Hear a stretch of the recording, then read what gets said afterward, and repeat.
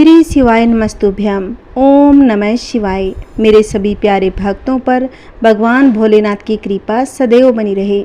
आइए भक्तजनों, आज हम सुनेंगे सावन सोमवार की पौराणिक कथा। हमारे हिंदू धर्म में सावन सोमवार व्रत का विशेष महत्व बताया गया है।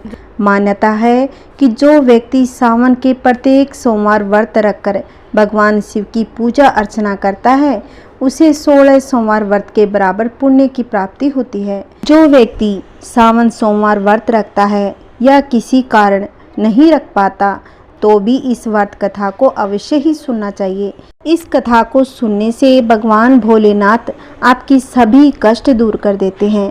आइए भक्तजनों, पूरी श्रद्धा भाव के साथ प्रसन्नचित मन से आज की कथा सुनते हैं। एक बार प्रेम से बोलिए हर हर महादेव। पौराणिक कथा के अनुसार अमरापुरी नगर में एक अमीर व्यापारी रहता था। नगर में सभी लोग उस व्यापारी का सम्मान करते थे, लेकिन उसकी कोई संतान नहीं थी, जिस कारण वो बहुत ही दुखी रहा करता था। उसे इस बात की चिंता थी कि उसके बाद व्यापार को कौन देखेगा, उसका वंश आगे कैसे बढ़ेगा। पुत्र की कामना से वह हर सोमवार का व्रत रखता था और शाम के समय व्यापारी शिव मंदिर में जाकर भगवान शिव की विधि विधान से पूजा करता था। उस व्यापारी की भक्ति से प्रसन्न होकर एक दिन माता पार्वती ने महादेव जी से कहा, हे स्वामी, ये व्यापारी आपका परम भक्त है, आप इस व्यापारी की मनोकामना को पूर्ण करें। माता पार्वती की बात को सुनकर भगवान शिव मुस्कुराते हुए कहा, हे पार्वती, इस संसार में सभी को उनके कर्म के अनुसार ही फल की प्राप्ति होती है। जिसके भाग्य में जो लिखा है उसे वही मिलता है। लेकिन पार्वती जी नहीं मानी। उन्होंने फिर आग्रह किया, नहीं प्राणनाथ, आपको इस व्यापारी की इच्छा पूरी करनी ही होगी, क्योंकि ये प्रति सोमवार विधिवत व्रत रखता है। आपको इसे पुत्र प्राप्ति का वरदान अवश्य ही देना चाहिए। पार्वती जी के बार बार आग्रह करने पर भगवान शिव ने कहा, मैं इस व्यापारी को पुत्र प्राप्ति का वरदान तो देता हूँ, लेकिन वो 16 वर्ष की आयु तक ही जीवित रहेगा। उसी रात भगवान शिव ने उस व्यापारी को सपने में दर्शन दिया और कहा कि तुम्हें पुत्र प्राप्ति का वरदान तो देता हूँ, लेकिन ध्यान रहे कि तुम्हारा पुत्र सिर्फ 16 वर्ष की आयु तक ही जीवित रहेगा। कुछ समय बाद उस व्यापारी के घर में अति सुंदर पुत्र उत्पन्न हुआ। व्यापारी ने धूमधाम से पुत्र जन्म का समारोह मनाया, लेकिन व्यापारी मन ही मन दुखी था, क्योंकि वो अपने पुत्र की अल्पायु का रहस्य जानता था। उस पुत्र का नाम अमर रखा गया। जब अमर 12 वर्ष का हुआ तो उसे शिक्षा लेने के लिए वाराणसी भेजने का निश्चय कर लिया। व्यापारी ने अमर के मामा दीपचंद को बुलाया और कहा कि आप अमर को शिक्षा प्राप्त कराने के लिए वाराणसी ले जाएं। पिता के कहने पर अमर अपने मामा के साथ शिक्षा प्राप्त करने के लिए निकल पड़ा। रास्ते में वो जहाँ भी जाता यज्ञ कराते जाते। इस तरह से यात्रा करते हुए अमर और दीपचंद एक नगर में जा पहुँचे।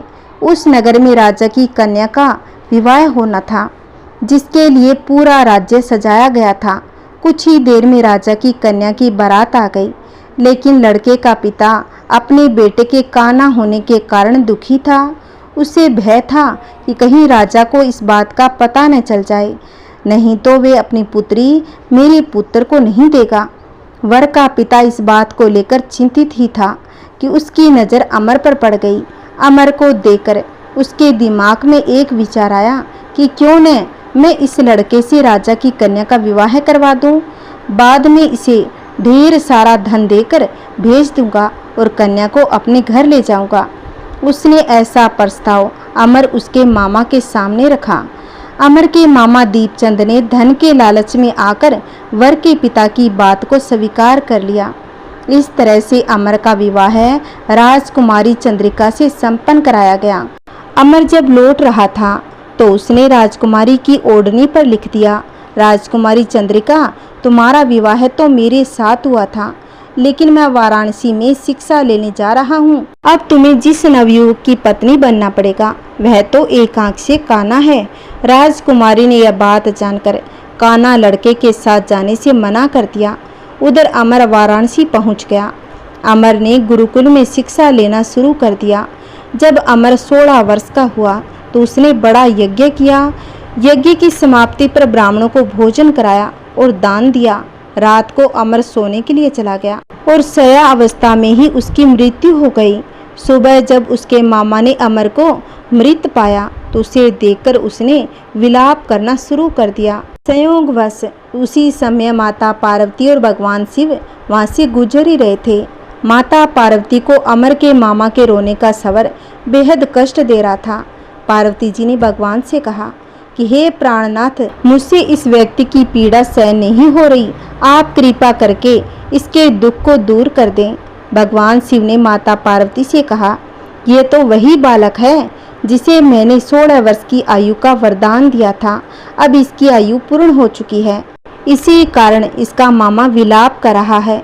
लेकिन फिर भी माता पार्वती नहीं मानी। उन्होंने शिवजी से निवेदन करने लगी, हे प्राणनाथ, आप इस लड़के को जीवित कर दें, नहीं तो इसके माता पिता अपने प्राणों को त्याग देंगे। पार्वती के आग्रह करने पर भगवान शिव ने उस लड़के को जीवित कर दिया। शिक्षा समाप्त कर अमर मामा के साथ अपने नगर वापस चल दिया। रास्ते में वो दोनों उस नगर में जा पहुँचे जहाँ अमर का राजकुमारी के साथ विवाह हुआ था। उस नगर में दोनों ने यज्ञ का आयोजन किया। उस नगर के राजा ने यज्ञ का आयोजन देखा। उन्होंने अमर को पहचान लिया। राजा अमर उसके मामा को अपने महल में ले आया।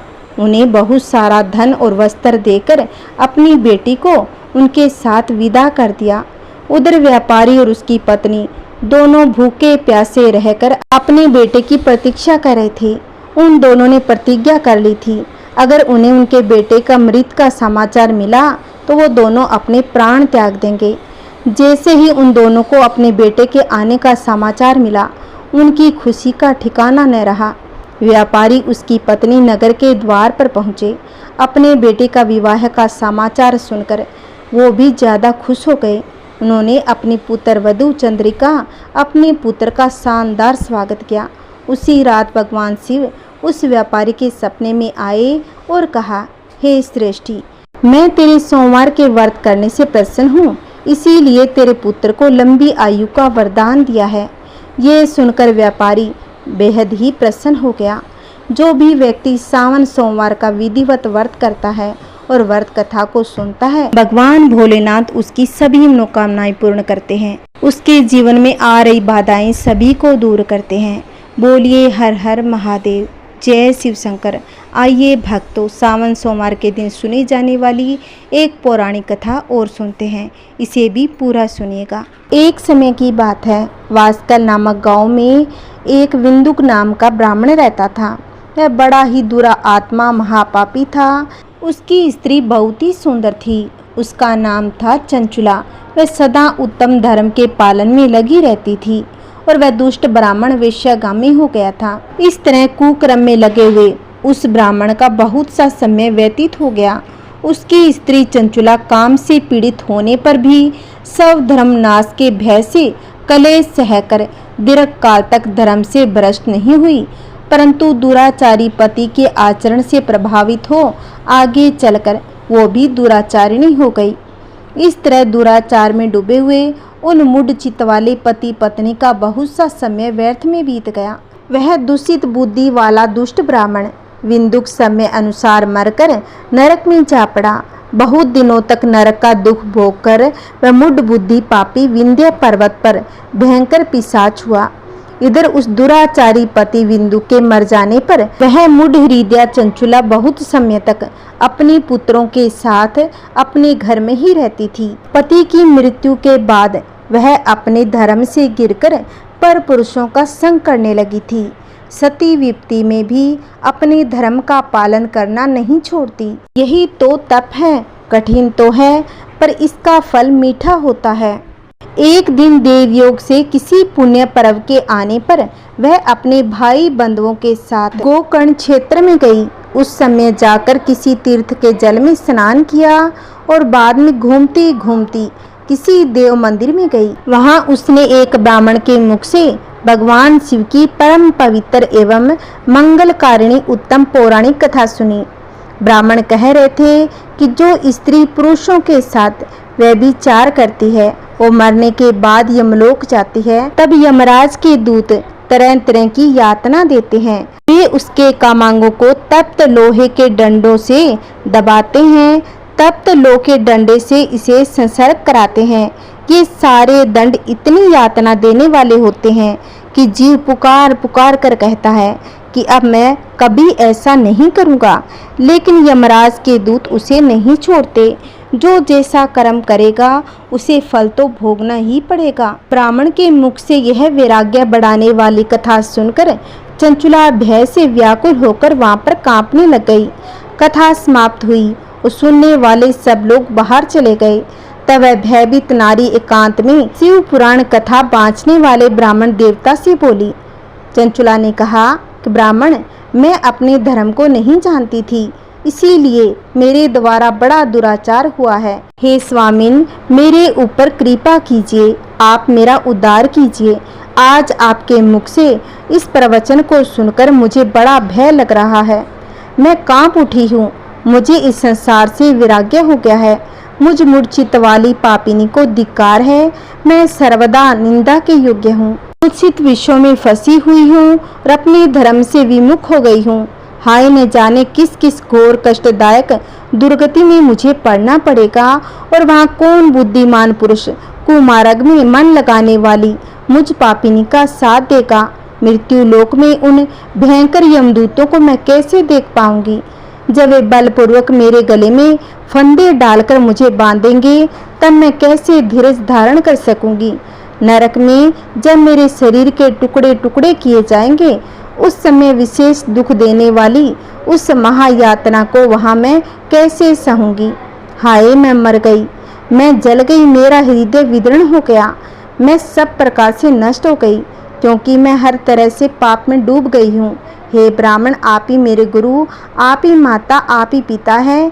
मैं आपकी शरण में आई हूँ, मेरा आप ही उद्धार कीजिए। इतना कहकर चंचुला ब्राह्मण के पैरों में पड़ गई। ब्राह्मण बोले, नारी, सौभाग्य की बात है कि भगवान शिव की कृपा से शिव पुराण की इस वैराग्य युक्त कथा को सुनकर तुम्हें समय पर चेत हो गया है। ब्राह्मण पत्नी, तुम डरो मत, भगवान शिव की शरण में जाओ। शिव की कृपा से सारा पाप तत्काल नष्ट हो जाता है। मैं तुमसे भगवान शिव की कृति कथा से युक्त उस परम वस्तु का वर्णन करूंगा जिससे तुम्हें सदा सुख देने वाली उत्तम गति प्राप्त होगी।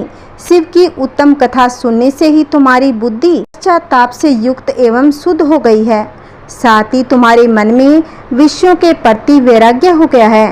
पश्चाताप ही पाप करने वाली पापियों के लिए सबसे बड़ा प्रायश्चित है।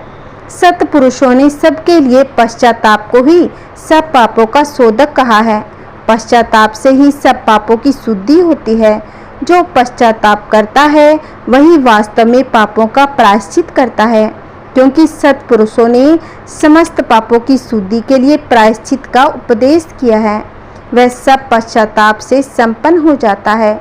जो पुरुष विधि पूर्वक प्रायश्चित करके निर्भय हो जाता है, अपने कुकर्म के लिए पश्चाताप नहीं करता, उसे प्राय उत्तम गति प्राप्त नहीं होती, परंतु जिसे अपने कुकृत्य पर हार्दिक पश्चाताप होता है वह अवश्य उत्तम गति का भागी होता है। इसमें कोई संदेह नहीं। इस शिव पुराण की कथा सुनने से जैसे चित्त की शुद्धि होती है वैसे दूसरे उपायों से नहीं होती। जैसे दर्पण साफ करने पर निर्मल हो जाता है, उसी प्रकार इस शिव पुराण की कथा से चित्त अत्यंत शुद्ध हो जाता है। इसमें संदेह नहीं है। मनुष्य के शुद्ध चित्त में जगदम्बा पार्वती सहित भगवान शिव विराजमान रहते हैं। इस उत्तम कथा को सुनने से समस्त मनुष्यों के लिए कल्याण का बीज है। यथोचित मार्ग से इसकी आराधना अथवा सेवा करनी चाहिए। हे ब्राह्मण पत्नी, इसीलिए तुम विषयों से मन को हटा लो और भक्ति भाव से इस भगवान शंकर की पावन कथा को सुनो। परमात्मा शंकर की इस कथा को सुनने से तुम्हारे चित्त की शुद्धि होगी और इससे तुम्हें मोक्ष की प्राप्ति हो जाएगी। जो निर्मल चित्त से भगवान शिव के चरण बिंदु का चिंतन करता है उसकी एक ही जन्म में मुक्ति हो जाती है। इतना कहकर ब्राह्मण मौन रह गए। उनका हृदय करुणा से भर गया और वे शुद्ध चित्त महात्मा भगवान शिव के ध्यान में मगन हो गए। उसके बाद विंदु की पत्नी चंचुला मन ही मन प्रसन्न हो उठी। उसके नेत्रों में आनंद के आंसू झलक आए थे। वह ब्राह्मण पत्नी चंचुला खुशी भरे हृदय से उन श्रेष्ठ ब्राह्मण के दोनों चरणों में गिर पड़ी, हाथ जोड़कर बोली, मैं कृतार्थ हो गई। तत्पश्चात उठकर वैराग्य युक्त उत्तम बुद्धि वाली स्त्री जो अपने पापों के कारण दुखी थी, उस महान शिव भक्त ब्राह्मण से हाथ जोड़कर गदगद वाणी में बोली। चंचुला ने कहा कि हे ब्राह्मण, शिव भक्तों में श्रेष्ठ स्वामिन, आप धन्य हैं और सदा परोपकार में लगे रहते हैं, इसीलिए श्रेष्ठ साधु पुरुषों में प्रशंसा के योग्य है। हे साधु, मैं नरक के समुद्र में गिर रही हूँ, आप मेरा उद्धार कीजिए, उद्धार कीजिए। शिव पुराण की कथा को सुनकर मेरे मन में संपूर्ण विश्व के वैराग्य उत्पन्न हो गया है। उसी इस शिव पुराण को सुनने के लिए मेरे मन में बड़ी श्रद्धा हो रही है। हाथ जोड़कर उनका अनुग्रह पाकर चंचुला उस शिव पुराण की कथा को सुनने की इच्छा मन में लिए उन ब्राह्मण देवता की सेवा में तत्पर हो वहीं रहने लगी। शुद्ध बुद्धि वाले ब्राह्मण देवता ने उसी स्थान पर उस स्त्री को शिव पुराण की उत्तम कथा सुनाई। इस प्रकार उस गोकर्ण नामक महाक्षेत्र में उन्हीं श्रेष्ठ ब्राह्मण से उसने शिव पुराण की परम कथा सुनी, जो भक्ति, ज्ञान और वैराग्य को बढ़ाने वाली थी। उस परम उत्तम कथा को सुनकर वह कृतार्थ हो गई, उसका चित्त शुद्ध हो गया। फिर भगवान शिव के अनुग्रह से उसके हृदय में शिव के सगुण रूप का चिंतन होने लगा। इस प्रकार उसने भगवान शिव में लगी रहने वाली उत्तम बुद्धि पाकर शिव के सच्चिदानंदमय स्वरूप का चिंतन करने लगी। उसके बाद समय के पूरे होने पर भक्ति, ज्ञान और वैराग्य से युक्त हुई चंचुला ने अपने शरीर को बिना किसी कष्ट से त्याग दिया। इतने में ही भगवान शिव का भेजा हुआ दिव्य विमान वहां पर पहुंचा, जो उनके अपने गणों से संयुक्त और भांति भांति के शोभा साधनों से संपन्न था। चंचुला उस विमान पर आरूढ़ हुई और भगवान शिव के श्रेष्ठ पार्षदों ने उसे तत्काल शिवपुरी पहुंचा दिया। के सारे पाप धुल गए। वह दिव्य रूप धारिणी दिव्यांगना हो गई थी। वह गौरांगी देवी शोभाशाली दिव्य आभूषणों से विभूषित थी। शिवपुरी में पहुंचकर उसने सनातन देवता त्रिनेत्रधारी महादेव जी को देखा। सभी देवता उनकी सेवा में खड़े थे। उनकी सेवा में उत्तम भक्ति भाव से उपस्थित थे। उनकी अंगकांति करोड़ों सूर्यों की भांति प्रकाशित हो रही थी। कंठ में नील चिन्ह शोभा पा रहा था। 5 मुख, प्रत्येक मुख में 3-3 नेत्र थे।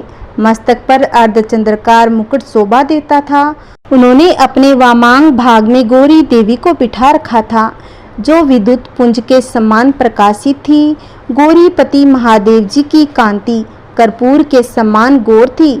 उनका सारा शरीर श्वेत भस्म से भासित था। शरीर पर श्वेत वस्त्र शोभा पा रहे थे।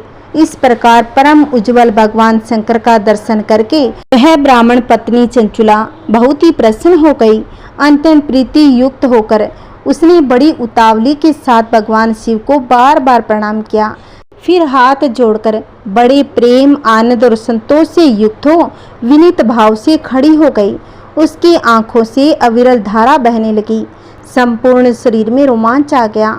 उस समय माता पार्वती और भगवान शंकर ने बड़ी करुणा के साथ उसे अपने पास बुलाया और पार्वती जी ने दिव्य रूप धारिणी उस चंचुला को अपनी सखी बना लिया। चंचुला सुखपूर्वक भगवान शिव के धाम में उमा देवी की सखी के रूप में निवास करने लगी। एक दिन चंचुला आनंद मगन होकर उमा देवी के पास जाकर दोनों हाथ जोड़कर उनकी स्तुति करने लगी। हे गिरिजानंदिनी, हे स्कंद माता, मनुष्यों ने सदा आपका सेवन किया है। समस्त सुखों को देने वाली शंभु प्रिय आप ब्रह्मा स्वरूपिणी हैं। विष्णु और ब्रह्मा आदि देवताओं द्वारा सेव्य है। आप ही सगुणा और निर्गुणा है तथा आप ही सूक्ष्म सच्चिदानंद रूपिणी और आगा प्रकृति है। आप ही संसार की सृष्टि, पालन और संहार करने वाली है। तीनों गुणों का आश्रय भी आप ही है। ब्रह्मा, विष्णु और महेश्वर इन तीनों देवताओं का निवास स्थान तथा उनकी उत्तम प्रतिष्ठा करने वाली पराशक्ति आप ही हैं। चंचुला इस प्रकार महेश्वरी पति उमा की स्तुति करके सिर झुकाए चुप होकर खड़ी हो गई। उसके नेत्रों में प्रेम के आंसू मढ़ाए थे। तब करुणा से भरी शंकर प्रिया भक्त वत्सला पार्वती देवी ने चंचुला को संबोधित करके इस प्रकार कहा। पार्वती जी कहने लगी, सखी चंचुले, मैं तुम्हारी की हुई स्तुति से प्रसन्न हूँ। बोलो क्या वर मांगती हो? तुम्हारे लिए मुझे कुछ भी न देने योग्य नहीं है। चंचुला बोली, निष्पाप गिरजा कुमारी, मेरे पति विंदुक इस समय कहाँ है? उनकी कैसी गति हुई है यह मैं नहीं जानती। कल्याणमयी दीन वत्सले, मैं अपने उन पति देव से जिस प्रकार संयुक्त हो सकूं वैसा ही उपाय कीजिए। महेश्वरी महादेवी, मेरे पति एक शूद्र जातीय वेश्या के प्रति आसक्त थे और पाप में डूबे रहते थे। उनकी मौत मुझसे पहले ही हो गई थी। ना जाने वे किस गति को प्राप्त हुए हैं।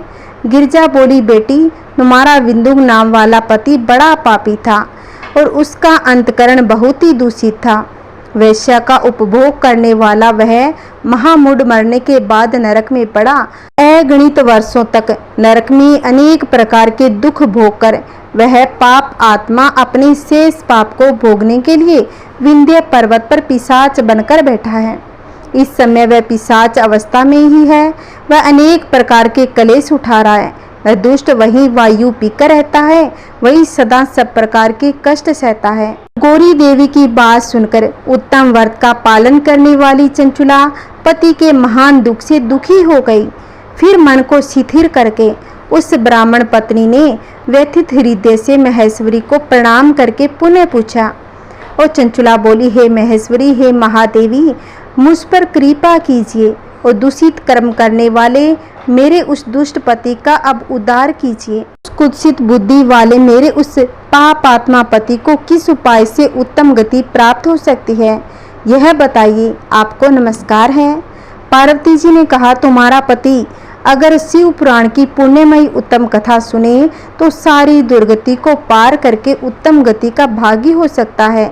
अमृत के समान मधुर अक्षरों से युक्त गौरी देवी का वह वचन सुनकर चंचुला ने हाथ जोड़कर मस्तक झुकाकर उन्हें बार बार प्रणाम किया और अपने पति के समस्त पापों की शुद्धि तथा उत्तम गति की प्राप्ति के लिए पार्वती देवी से यह प्रार्थना की, मेरे पति को शिव पुराण सुनाने की व्यवस्था होनी चाहिए। उस चंचुला के बार बार प्रार्थना करने पर शिवप्रिया गौरी देवी को बड़ी दया आ गई और उन भक्त वत्सल महेश्वरी गिरजा कुमारी ने भगवान शिव की उत्तम कृति का गान करने वाले गंधर्व राज तुमरु को बुलाकर उनसे प्रसन्नता पूर्वक इस प्रकार कहा, तुमरु, तुम्हारी भगवान शिव में प्रीति है तो मेरे मन की बातों को जानकर मेरे अभीष्ट कार्यों को सिद्ध करने वाले हो।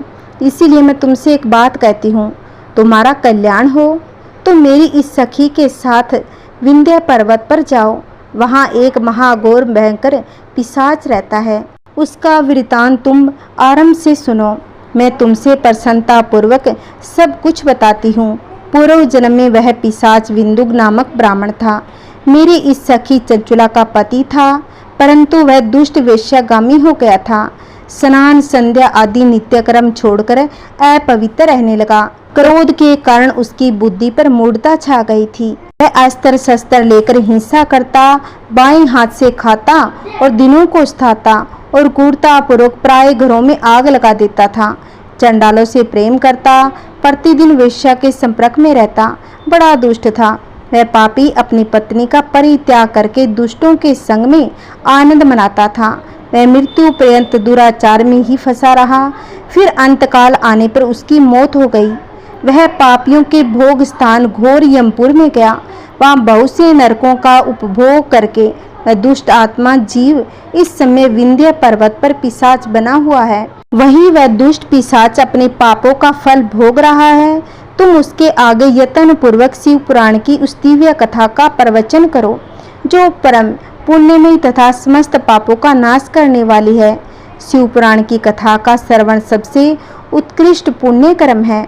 उसका हृदय शीघ्र ही समस्त पापों से शुद्ध हो जाएगा और प्रेत योनि का परित्याग कर देगा। उस दुर्गति से मुक्त होने पर विंदुक नामक पिशाच को मेरी आज्ञा से विमान पर बैठाकर तुम भगवान शिव के समीप ले आओ। तो महेश्वरी उमा के इस प्रकार आदेश देने पर गंधर्वराज तुम्बरु मन ही मन बड़े प्रसन्न होने लगे। उन्होंने अपने भाग्य की सराहना की।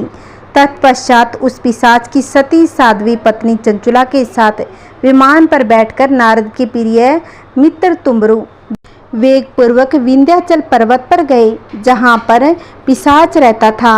वहाँ उन्होंने उस पिशाच को देखा। उसका शरीर विशाल था, टोडी बहुत बड़ी थी और वह कभी हंसता, कभी रोता, कभी उछलता था। उसकी आकृति बड़ी विकराल थी। भगवान शिव की उत्तम कृति का गान कराने वाले महाबली तुम्बरु ने उस भयंकर पिशाच को पासों में बांध दिया। तुम्बरु ने शिव पुराण की कथा बांचने का निश्चय करके महाउत्सव युक्त स्थान और मंडप आदि की रचना की। इतने में ही संपूर्ण लोकों में बड़े वेग से यह प्रचार हो गया कि देवी पार्वती की आज्ञा से एक पिशाच का उद्धार करने के उद्देश्य से शिव पुराण की उत्तम कथा सुनाने के लिए तुम्बरु विंध्य पर्वत पर गए हैं। फिर तो उस कथा को सुनने के लोभ से बहुत से देव ऋषि वहां पर आ गए। आनंद पूर्वक शिव पुराण सुनने के लिए आए हुए लोगों का उस पर्वत पर बड़ा अद्भुत और कल्याणकारी समाज जुट गया। फिर तुम्बरु ने उस पिशाच को पासों में बांधकर आसन पर बिठाया और हाथ में वीणा लेकर गौरीपति की कथा प्रारंभ की। उस परम पुण्यमयी शिव पुराण को सुनकर उस पिशाच ने अपने सारे पापों को धोकर सास शरीर को त्याग दिया। फिर शीघ्र उसका शरीर दिव्य हो गया। अंग कांति गौर वर्ण की हो गई। शरीर पर श्वेत वस्त्र, सब प्रकार के आभूषण उसके अंगों को उद्वासित करने लगे। वह त्रिनेत्रधारी चंद्रशेखर रूप हो गया। इस प्रकार दिव्य देहधारी रूप को देखकर विंदुक अपनी प्राण वल्लभा चंचुला के साथ स्वयं ही पार्वती वल्लभ भगवान शिव का गुणगान करने लगा। उसकी स्त्री को इस प्रकार से सुशोभित देखकर वे सभी देव ऋषि बड़े विस्मित हो गए। उनका चित्त परमानंद से परिपूर्ण हो गया। भगवान महेश्वर का वह अद्भुत चरित्र सुनकर सभी श्रोता परम कृतार्थ हो प्रेम पूर्वक श्री शिव का योगासन करते हुए अपने धाम को चले गए। दिव्य रूपधारी श्रीमान विंदुक भी सुंदर विमान पर अपनी प्रियतमा के पास बैठकर सुखपूर्वक आकाश में स्थित बड़ी शोभा को पाने लगा। तदंतर महेश्वर के सुंदर एवं मनोहर गुणों का गान करता हुआ वह अपनी प्रियतमा तथा तुम्बरु के साथ शीघ्र ही शिव धाम में जा पहुंचा। वहाँ भगवान महेश्वर तथा पार्वती देवी ने प्रसन्नता पूर्वक विंदु का बड़ा सत्कार किया। उसे अपना पार्षद बना लिया। उसकी पत्नी चंचुला पार्वती की सखी हो गई। परमानंदमय सनातन धाम में अविचल निवास पाकर वे दोनों दंपति परम सुखी हो गए। एक बार प्रेम से बोलिए शिव पार्वती की जय। आइए भक्तों, अब हम सोमवार व्रत में सुने जाने वाली एक और पावन कथा सुनते हैं। नारद जी ने एक बार भोलेनाथ की स्तुति कर पूछा, प्रभु आपको प्रसन्न करने के लिए सबसे उत्तम और सुलभ साधन क्या है? हे त्रिलोकीनाथ, आप तो निर्विकार हैं और निष्काम हैं। आप सहज ही प्रसन्न हो जाते हैं। फिर भी मेरी जानने की इच्छा है कि आपको क्या प्रिय है। शिव जी बोले, नारद जी, वैसे तो मुझे भक्त के भाव सबसे प्रिय है, फिर भी आपने पूछा है तो बताता हूँ। मुझे जल के साथ साथ विलप पत्र बहुत ही प्रिय है। जो अखंड विलप पत्र मुझे श्रद्धा से अर्पित करते हैं, मैं उन्हें अपने लोक में स्थान देता हूँ। नारद जी भगवान शंकर और माता पार्वती की वंदना कर अपने लोक को चले गए। उनके जाने के बाद पार्वती जी ने भगवान शिव से पूछा, हे प्रभु, मेरी ये जानने की बड़ी उत्कट इच्छा हो रही है कि आपको बेल पत्र इतने प्रिय क्यों हैं? कृपा करके मेरी जिज्ञासा को शांत कीजिए। शिव जी बोले, हे शिवे, विलप के पत्ते मेरी जटा के समान हैं। उसका त्रिपत्र यानी 3 पत्ते ऋग्वेद, यजुर्वेद और सामवेद है। शाखाएं समस्त शास्त्र का स्वरूप है। विलप वृक्ष को आप पृथ्वी का कल्प वृक्ष समझे, जो ब्रह्मा विष्णु शिव का स्वरूप है। स्वयं महालक्ष्मी ने सेल पर्वत पर विलप वृक्ष रूप में जन्म लिया था। यह सुनकर पार्वती जी कौतूहल में पड़ गई। उन्होंने पूछा कि देवी लक्ष्मी ने आखिर विलप वृक्ष का रूप क्यों लिया? आप ये कथा विस्तार से कहें। भोलेनाथ ने देवी पार्वती को कथा सुनानी शुरू कर दी। हे देवी, सतयुग में ज्योति रूप में मेरे अंश का रामेश्वर लिंग था और ब्रह्मा आदि देवों ने उसका विधिवत पूजन अर्चन किया था। मेरे अनुग्रह से वाग देवी सबकी प्रिय हो गई। वह भगवान विष्णु को सतत प्रिय हो गई। मेरे प्रभाव से भगवान केशव के मन में वाग देवी के लिए जितनी प्रीति हुई वह स्वयं लक्ष्मी को नहीं भाई। लक्ष्मी देवी चिंतित और रुष्ट होकर परम उत्तम श्री शैल पर्वत पर चली गई। वहां उन्होंने मेरे लिंग विग्रह की उग्र तपस्या प्रारंभ कर दी। परमेश्वरी कुछ समय बाद महालक्ष्मी जी ने मेरे लिंग विग्रह से थोड़ा उधर में एक वृक्ष का रूप धारण कर लिया और अपने पत्र पुष्प द्वारा निरंतर मेरा पूजन करने लगी। इस तरह उन्होंने 1 करोड़ वर्ष तक आराधना की। उन्हें मेरा अनुग्रह प्राप्त हुआ। महालक्ष्मी ने मांगा कि श्री हरि के हृदय में मेरे प्रभाव से वाग देवी के लिए जो स्नेह हुआ है वह समाप्त हो जाए। शिव जी बोले, मैंने महालक्ष्मी को समझाया कि श्री हरि के हृदय में आपके अतिरिक्त किसी और के लिए कोई प्रेम नहीं है। वाग देवी के प्रति तो उनकी श्रद्धा है। यह सुनकर लक्ष्मी जी प्रसन्न हो गई और पुनः श्री विष्णु के हृदय में स्थित होकर निरंतर उनके साथ विहार करने लगी। हे पार्वती, महालक्ष्मी के हृदय का एक बड़ा विकार इस प्रकार दूर हो गया। इस कारण श्री हरि प्रिया उसी वृक्ष रूप में सर्वदा अतिशय भक्ति से भरकर यत्न पूर्वक मेरी पूजा करने लगी। विलव इस कारण मुझे प्रिय है और मैं विलव वृक्ष का आश्रय लेकर रहता हूँ। विलव वृक्ष को सदा सर्व तीर्थमय एवं सर्वदेवमय माना चाहिए, इसमें तनिक भी संदेह नहीं। विलव पत्र, विलव फूल, विलव वृक्ष अथवा विलव काष्ठ के चंदन से जो मेरा पूजन करता है वह भक्त मेरा सबसे प्रिय है। विलव वृक्ष को शिव के समान ही समझो, वह मेरा शरीर है। जो विलव पर चंदन से मेरा नाम अंकित करके मुझे अर्पण करता है, मैं उसे सभी पापों से मुक्त करके अपने लोक में स्थान देता हूँ। उस व्यक्ति को स्वयं लक्ष्मी जी भी नमस्कार करती है।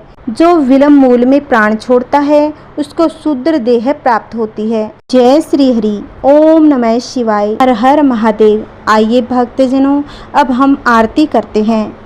ओम जय शिव ओमकारा, हर शिव ओमकारा, ब्रह्मा विष्णु सदा शिव, ब्रह्मा विष्णु सदा शिव, अर्धांगी धारा। ओम जय शिव ओमकारा, एकानन चतुरानन पंचानन राजे, हंसानन गरुड़ासन, हंसानन गरुड़ासन, वृषवाहन साजे। ओम जय शिव ओमकारा। 2 भुजे 4 चतुर्भुजे 10 भुज अति सोहे, तेरे गुणे रूप निरखता, तेरे गुणे रूप निरखता, त्रिभुवन जन मोहे। ओम जय शिव ओमकारा।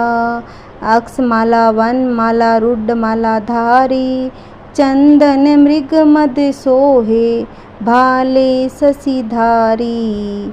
ओम जय शिव ओमकारा। श्वेतांबरे पीतांबरे बागंबरे अंगे, सनकादिक ब्रह्मादिक, सनकादिक ब्रह्मादिक, भूतादिक संगे। ओम जय शिव ओमकारा। कर के मध्य कमंडलू, चक्र त्रिशूल धरता, जग करता जग भरता, जग संहार करता। ओम जय शिव ओमकारा। ब्रह्मा विष्णु सदाशिव, जानत अविवेका, पर्णवाक्षर के मध्य, पर्णवाक्षर के मध्य, ये तीनों एका। ओम जय शिव ओमकारा। काशी में विश्वनाथ विराजत, नंदी ब्रह्मचारी, नित्य उठी भोग लगावत, नित्य उठी भोग लगावत, महिमा अति भारी। ओम जय शिव ओमकारा, तेरे गुण शिव जी की आरती। जो कोई नर गावे, कहत शिवानंद स्वामी, कहत शिवानंद स्वामी, मनवांछित फल पावे। ओम जय शिव ओमकारा, जय शिव ओमकारा, हर शिव ओमकारा। ब्रह्मा विष्णु सदा शिव, ब्रह्मा विष्णु सदा शिव, अर्धांगी धारा। जय जय शिव ओमकारा। जय श्री कृष्णा, राधे राधे। अगर मेरी कथा आपको अच्छी लगी है तो प्लीज़ इस कथा को आगे भी शेयर करें, वीडियो को लाइक करें और चैनल को अभी तक आपने सब्सक्राइब नहीं किया है तो प्लीज़ इस चैनल को सब्सक्राइब कर लो, जिससे आने वाली वीडियो की नोटिफिकेशन आपको मिल जाएगी। जय श्री कृष्णा, राधे राधे। भगवान भोलेनाथ की कृपा हम सब पर बनी रहे। ओम नमः शिवाय।